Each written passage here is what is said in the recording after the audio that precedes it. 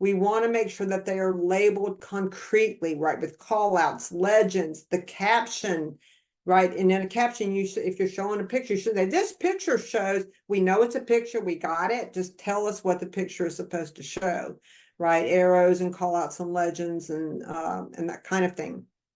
So this is the graphic from the titrator SOP we just looked at. What is it showing? I do not know. I have no idea. I don't know.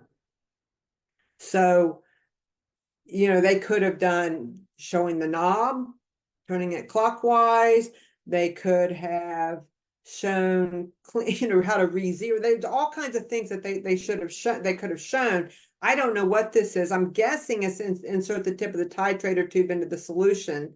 But again, I don't know why we're even doing that, right? So again, if you're going to include graphics, and you should, then you have to make sure that they are well labeled and that the reader understands the reason for them.